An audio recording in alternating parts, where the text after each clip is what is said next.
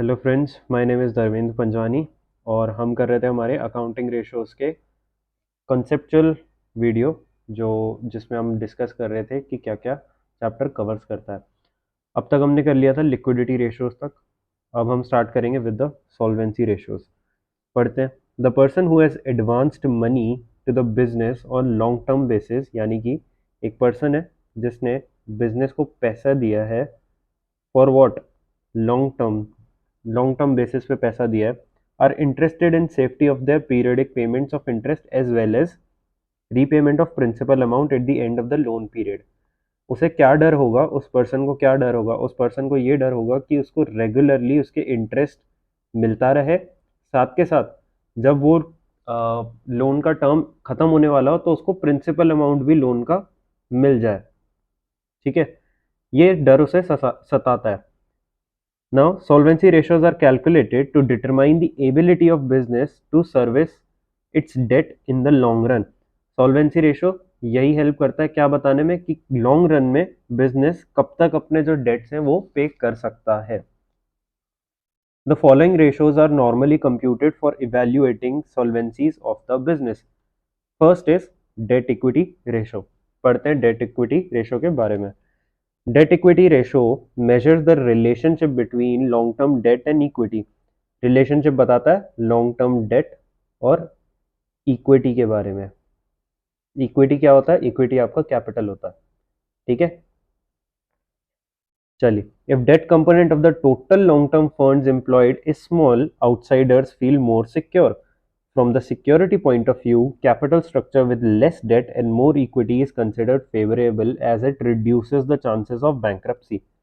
Normally, it is considered to be safe if debt equity ratio is 2:1. However, it may vary from industry to industry. It is computed as follows.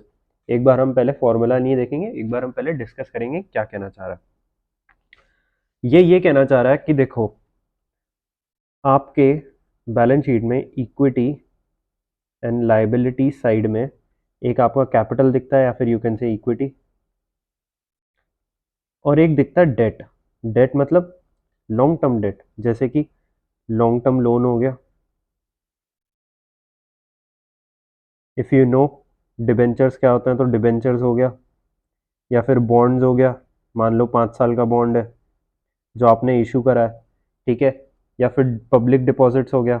ये सब I guess थोड़ा hard होगा आपको recall करना, but I will tell you इसमें क्या होता है कि डिबेंचर्स, बॉन्ड्स, पब्लिक डिपॉजिट्स, इनमें क्या रेट लगी होती है। फॉर एग्जाम्पल 5%, या 5% तो बहुत कम हो गया, 11% डिबेंचर्स कंपनी क्या करती है अपने नाम का, मान लो ABC एन लिमिटेड के 11% डिबेंचर्स इशू करती है मार्केट में फॉर लाइक मान लो 100 रुपीज़ का इशू करा। जो लोग अप्लाई करते हैं वो कंपनी को 100 रुपीज़ देते हैं और फिर company is liable to pay them interest of what.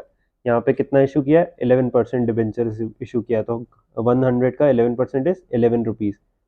हर महीने कंपनी 11 रुपीज़ जो जो डिबेंचर्स खरीदेंगे उनको पे करेगी, हर महीने नहीं, सॉरी, हर साल। एंड में क्या होगा, जब टर्म खत्म हो जाएगा तो कंपनी 100 रुपीज़ भी पे कर देगी। इट्स सेम एज कि कंपनी ने लोन लिया है। ठीक है, इसे कहते हैं डेट।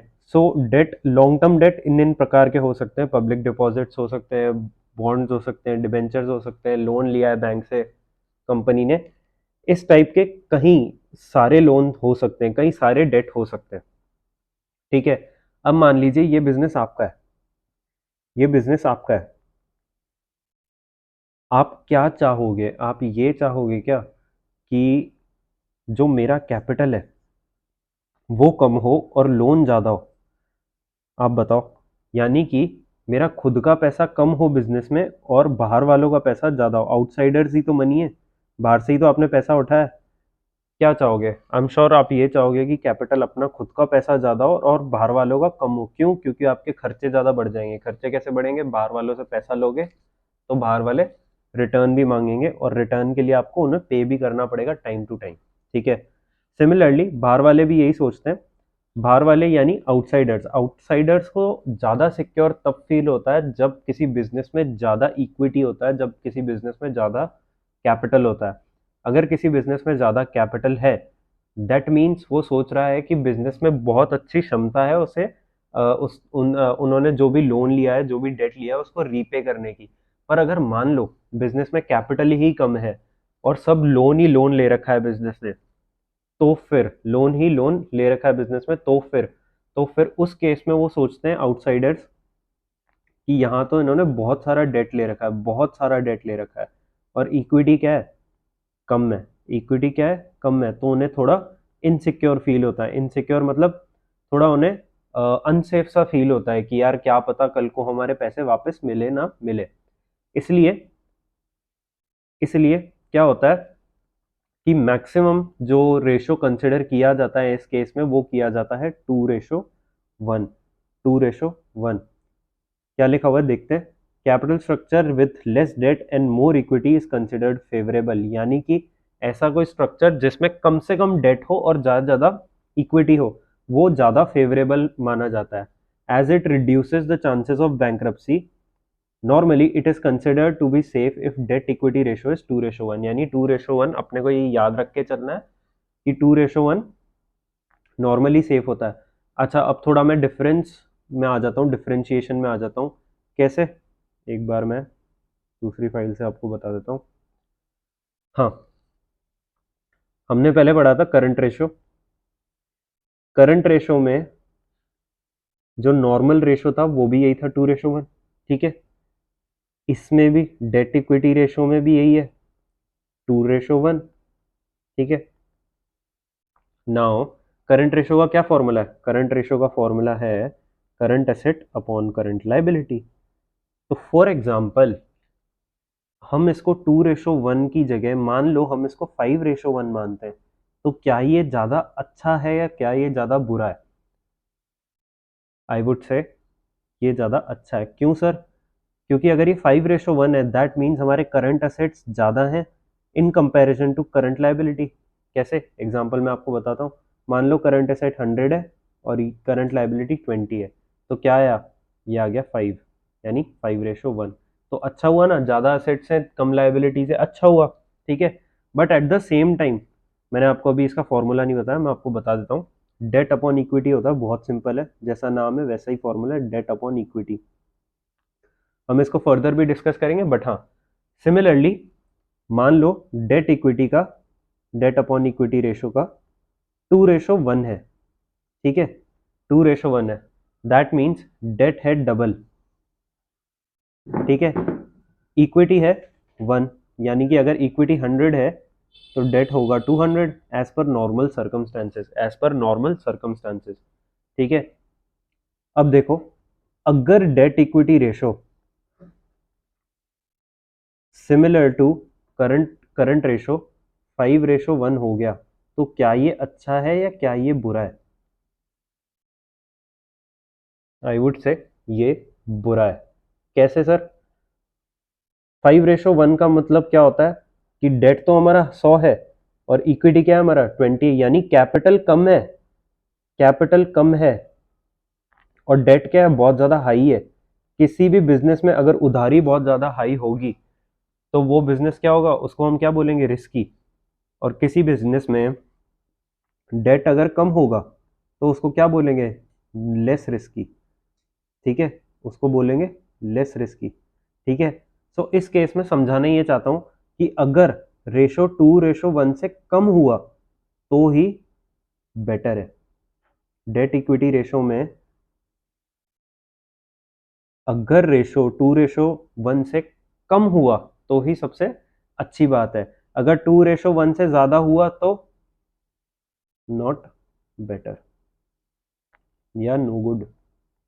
ठीक है, अगर 2:1 से ज्यादा हुआ दैट मीन्स डेट बहुत ज्यादा है, प्रिस्क्राइब जो लिमिट दे रखी है उससे भी ज्यादा है डेट इक्विटी के कंपैरिजन में।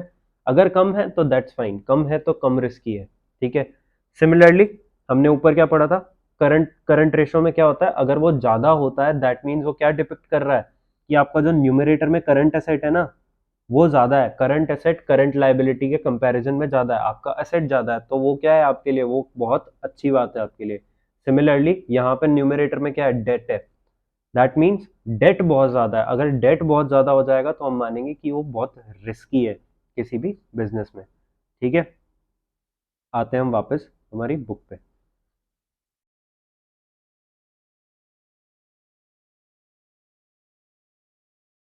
हाँ जी, डेट इक्विटी रेशो क्या होता है? Date equity ratio long term debts upon share holders fund. Share holders कौन होते हैं? कंपनी के जो कैपिटल, मैं आपको अगर बताऊं शेयर होल्डर्स क्या होते हैं, कंपनी की जो स्मॉलेस्ट यूनिट ऑफ कैपिटल होती है उसको बोलते हैं शेयर। यानी क्या होता है वो, कंपनी क्या करती है, उसे अपना कैपिटल एक्सपेंड करना है। ठीक है, उसे अपना कैपिटल एक्सपेंड करना है, मतलब जो कंपनी, मान लो फर्म है, ठीक है, फर्म में तीन पार्टनर्स हैं,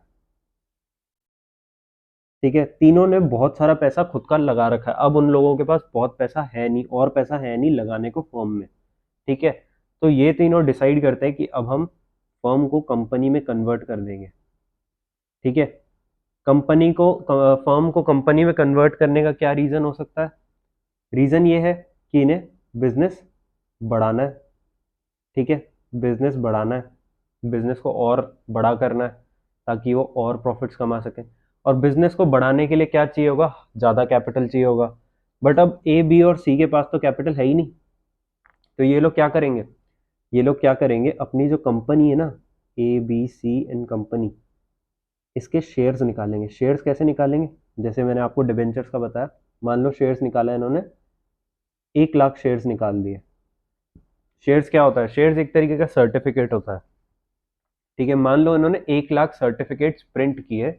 ठीक है, मैं आपको बस ऐसे ही बता रहा हूँ, असली चीज़ थोड़ी सी अलग होती है, बट हाँ बेसिक कंसेप्ट यही है कि मान लो इन्होंने 1 लाख सर्टिफिकेट्स प्रिंट किए, हर सर्टिफिकेट की वैल्यू मान लो 100 रुपए, हर सर्टिफिकेट की वैल्यू मान लो 100 रुपए। अब ये क्या है? ये ये जो शेयर्स हैं ये क्या है? ये सबसे स्मॉलेस्ट यानी सबसे छोटी यूनिट होती है किसकी? कैपिटल की। मान लो मैं आया, ठीक है, मैं आया और मैंने बोला कि मुझे 10 शेयर चाहिए। ठीक है, तो मैं कंपनी को कितना पे करूंगा? मैं कंपनी को पे करूंगा 100 × 10, कितना? 1000 रुपीज मैंने कंपनी को पे किया, और ये 1000 कंपनी को क्या मिल गया? कैपिटल मिल गया। ठीक है, तो ये जो कैपिटल है, ये जो मैंने पैसा लगाया है, ये क्या है? ये शेयर होल्डर्स का फंड है, इसको बोलते हैं शेयर होल्डर्स का फंड। ठीक है, और सिमिलरली ये सब जो अपना कैपिटल होल्ड कर रहे थे, ये भी कंपनी में क्या होल्ड करेंगे? एक एक अमाउंट के शेयर्स। मान लो ए के पास 1 लाख रुपए थे in fixed capital account, B के पास 50,000 रुपए थे। ठीक है, ए के पास 1 लाख रुपए थे कैपिटल अकाउंट में और बी के पास 50,000 रुपए थे। तो सिमिलरली 1 लाख और 50,000 के अकॉर्डिंगली इन्हें कंपनी के शेयर्स मिल जाएंगे। यानी कि मेरे पास कितने शेयर्स हैं? मेरे पास तो 10 शेयर्स हैं, और ए के पास कितने शेयर होंगे? 1 लाख डिवाइडेड बाय एक शेयर कितने का है? 100 रुपए का। तो कितना हो गया? 1000 शेयर्स, 1000 ही होंगे ना? हाँ, 1000 शेयर्स हैं ए के पास। ठीक है, ए के पास 1000 शेयर्स होंगे और बी के पास कितने होंगे? 500 शेयर्स होंगे। ठीक है, तो जो सारे ओनर्स होते हैं, काइंड ऑफ जो सारे ओनर्स होते हैं, बड़े ओनर्स जो कंपनी को चलाते हैं, जो कंपनी में कैपिटल इन्वेस्ट करते हैं, उन सबके पैसे को क्या बोलते हैं? उन सबके पैसे को बोलते हैं शेयर होल्डर्स फंड। आपको बस नॉर्मली याद रखना है कि होता तो कैपिटल ही है, बट हम कंपनी के केसेस में हम इसे शेयर होल्डर्स फंड बोलते हैं। और अभी हम किसका कर रहे हैं? अकाउंटिंग रेशोस कंपनी का ही कर रहे हैं। ठीक है, चलो अब मैं आपको बताता हूँ शेयर होल्डर्स फंड में क्या क्या आता है। शेयर होल्डर्स फंड मतलब इक्विटी होता है। सबसे पहले आता है शेयर कैपिटल। सबसे पहले आता है शेयर कैपिटल। शेयर कैपिटल क्या होता है? 10 रुपए का एक शेयर है, और कितने शेयर इशू करवा रखे हैं? मान लो मैंने 100 इशू करवा रखे हैं, तो ये कितना हो गया? 1000। तो मेरा शेयर कैपिटल कितना हो गया? 1000 रुपीज हो गया। उसके बाद आता है reserves and surplus. Reserves and surplus क्या होता है? मान लो कंपनी ने कोई जनरल रिजर्व बना रखा है, या फिर और भी तरीके के रिजर्व होते हैं, बट जस्ट टू से यू कि जनरल रिजर्व बना रखा है। सिक्योरिटीज प्रीमियम भी एक कंसेप्ट आता है शेयर्स कैपिटल वाले चैप्टर में, वो मैं आपको वहां एक्सप्लेन करूंगा, बट हाँ थोड़ी बहुत बता दूंगा, क्वेश्चंस वगैरह में आता है तो। Money received against share warrants. Share warrants भी एक चीज होती है। ठीक है, share application money pending allotment, ये भी शेयर कैपिटल से रिलेटेड चीज होती है। ठीक है, तो ये सारे कुल मिला के क्या चीजें होती हैं? कुल मिला के ये चीजें होती हैं कि जो हमने कैपिटल के लिए कंट्रीब्यूट किया है वो सब आएगा शेयर होल्डर्स फंड में। अब इन्होंने बता रखा है शेयर कैपिटल में क्या क्या आता है, दो चीजें आती है, इक्विटी शेयर कैपिटल आता है और प्रेफरेंस शेयर कैपिटल आता है। ठीक है, इक्विटी शेयर कैपिटल आता है और प्रेफरेंस शेयर कैपिटल आता है।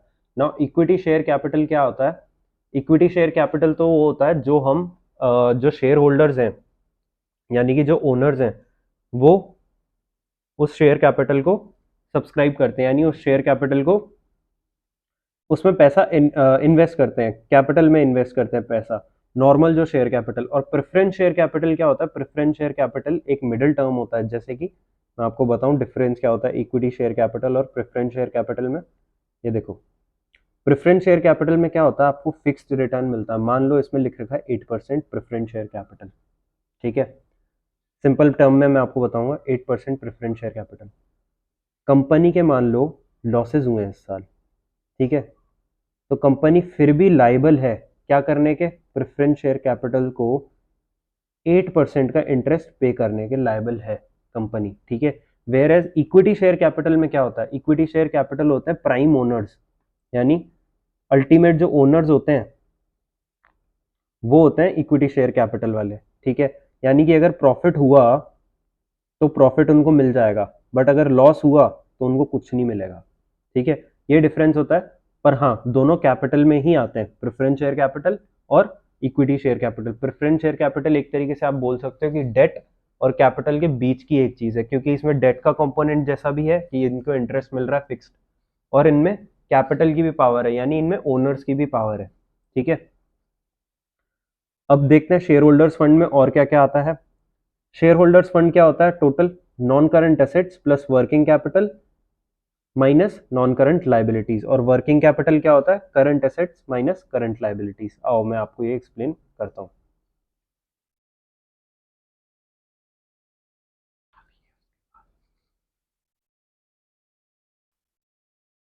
आइए, यहां पे मैं आपको एक बैलेंस शीट बना के दिखाता हूं। ठीक है, यहां पे आ गया शेयर होल्डर्स फंड्स। ठीक है, ये हो गया इक्विटी एंड लायबिलिटी। ठीक है, ये हो गया एसेट्स। एसेट्स में दो चीज आती है, नॉन करंट एसेट्स और करंट एसेट्स। ठीक है, यहां पे भी दो चीजें और आएंगी, नॉन करंट लायबिलिटीज और करंट लायबिलिटीज। ठीक है ना, आपको एक बेसिक चीज पता होगी कि दोनों साइड की टोटल सेम होती है, दोनों साइड की टोटल सेम होती है। ठीक है, अब एक फॉर्मूला आपको मैं बता देता हूँ। वर्किंग कैपिटल क्या होता है? वर्किंग कैपिटल क्या होता है? ठीक है, वर्किंग कैपिटल होता है current assets minus current liabilities. Current assets minus current liabilities, ये यहाँ पे लिख देता हूँ मैं। ठीक है, ये होता है वर्किंग कैपिटल। वर्किंग कैपिटल को क्या बोलते हैं? जैसा आप नाम सुन रहे हो, working capital, what that means is कि देखो, आप नॉन करंट असेट्स को आप बिजनेस में घुमा नहीं सकते। घुमा नहीं सकते हैं का मतलब, हम करंट असेट्स और करंट लायबिलिटीज को करंट में क्यों बोलते हैं?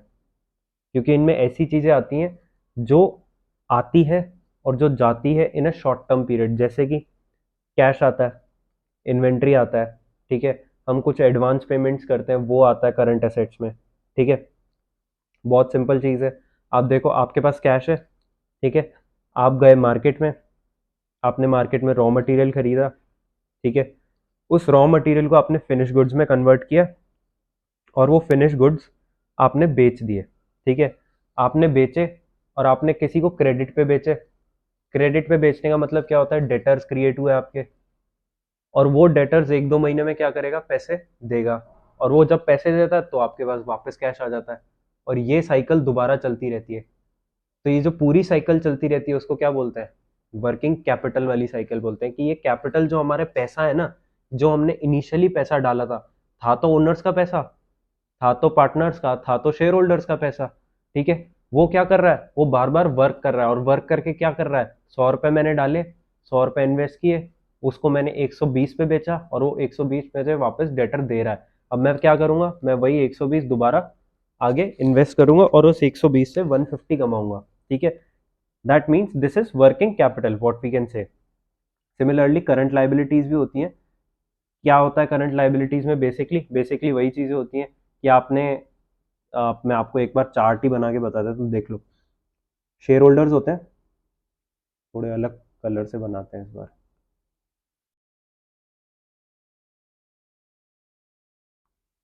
शेयर होल्डर्स हैं, उन्होंने 100 रुपीज लगाए एज अ कैपिटल, ठीक है। अब क्या हुआ, 100 रुपीज का कैश है मेरे पास, 100 रुपीज का कैश है मेरे पास, ठीक है। इस 100 रुपीज से मैंने क्या किया, मैंने परचेज किया। कितने रुपीज का परचेज किया? मैंने किया, मान लो 200 रुपीज का परचेज किया। अब आप बोलोगे 200 रुपीज का कैसे परचेज किया? क्रेडिट पे परचेज कर लिया, यानी कैश पे 100 कर दिया परचेज और क्रेडिट पे कर दिया 100, ठीक है। ये कर दिया। इन दोनों को परचेज करने से मेरे पास क्या आया, रॉ मटेरियल आया, ठीक है। कितने का? 200 का रॉ मटेरियल आया, जैसा हमने बात किया। इस पे हमने और थोड़ा खर्चा करा, ठीक है। और ये कितना हो गया, मतलब आप इसमें लेबर वगैरह सब ऐड कर दो, मान लो 50 का ऐड कर दिया मैंने, ठीक है। और ये क्या बन गया मेरा, फिनिश्ड गुड बन गया। फिनिश गुड्स बन गया कितने का, ये बन गया 300 का, ठीक है। ये 300 का बन गया। यही फिनिश गुड मैंने सेल कर दिया। सेल किसको किया? डेटर को सेल किया। किस में? क्रेडिट में सेल किया। कितने रुपए में? 400 रुपये में सेल किया, ठीक है। एक जीरो एक्स्ट्रा लग गया, हाँ। 400 में सेल किया और थोड़े टाइम के बाद मुझे वो वापस क्या करेगा, कैश दे देगा। कितना कैश देगा? वो कैश दे देगा मुझे 400 रुपये, ठीक है। नाउ वी कैन सी 400 रुपये हमारे पास आ गए हैं। अब वो 400 में से हमने क्या क्या किया, हम क्या क्रेडिटर को पे कर देंगे? हाँ सर पे कर देंगे। हमारे लेबर्स वगैरह को पे कर देंगे? हाँ सर कर देंगे पे। तो जो बचा वो क्या हुआ, प्रॉफिट। और ये जो पूरी साइकिल हुई, ये जो पूरी साइकिल हुई, इसको हम क्या बोलते हैं? इसको एक तो हम बोलते हैं ऑपरेटिंग साइकिल, और इसमें जो भी पैसा इन्वेस्ट हुआ उसको क्या बोलते हैं, वर्किंग कैपिटल, ठीक है। इसको बोलते हैं हम वर्किंग कैपिटल। अब आओ ऊपर जो डिस्कस कर रहे थे वो करते हैं, ठीक है। यहाँ आप समझ गए वर्किंग कैपिटल क्या होता है, current assets minus current liability, ठीक है। चलो एक बात हम समझ गए। हम इस बैलेंस शीट को एक फॉर्मेट में और लिख सकते हैं, कैसे? ये देखो, एक इक्वेशन के फॉर्मेट में, share holders fund plus current liability plus non current liability equals to current assets plus non current assets, ठीक है। Non current assets. अब ये देखो, यहाँ हमने इक्वेशन लिख दी क्योंकि दोनों साइड सेम है और दोनों का अमाउंट सेम है, तो हम सेम सिमिलरली लिख देते हैं इन दोनों को, ठीक है। नाउ अब क्या होगा, इससे इन्फिनिट इक्वेशंस बन सकती है। कैसे इन्फिनिट इक्वेशंस बन सकती है? देखो, मैंने यहाँ पे क्या किया, share holders fund plus non current liability minus non current assets, मैं ये चीज़ यहाँ ले आया, ठीक है। और मैं ये चीज़ यहाँ ले आया, ठीक है।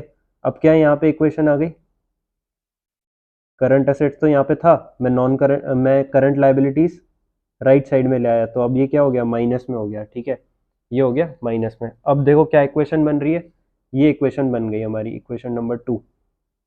इसको हम और कैसे लिख सकते हैं सर? सिंपली इसको हम ऐसे भी लिख सकते हैं ना, share holders fund plus non current liability minus non current assets is equals to working capital.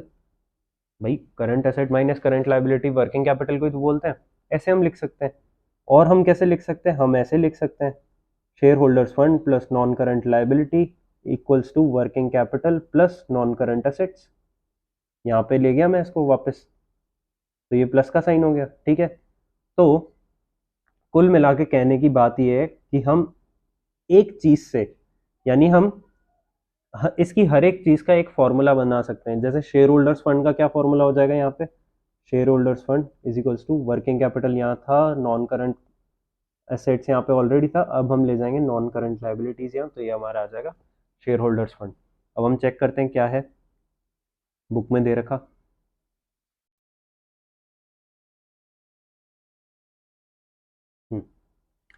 Share holders fund non current assets plus working capital minus non current liabilities. ठीक है, सिंपली हमने फॉर्मूले को पूरा डिराइव, पूरा उसको खोल के हमने पूरा डिराइव कर दिया। ठीक है, अब अगर आपको कोई भी एक चीज दे रखी हो, आप सिर्फ नॉर्मली बैलेंस शीट को ध्यान रखोगे और उससे पता लगा लोगे। ठीक है, चलो, ये सिग्निफिकेंस हमारा पढ़ना कुछ अब इतना काम का नहीं है। ठीक है, इलस्ट्रेशन 7 हम नेक्स्ट वीडियो में करेंगे। और हाँ, ज़्यादा इलस्ट्रेशन है, इलस्ट्रेशन 7 है, 8 है, हम वो नेक्स्ट वीडियो में डिस्कस करेंगे। Till then good bye.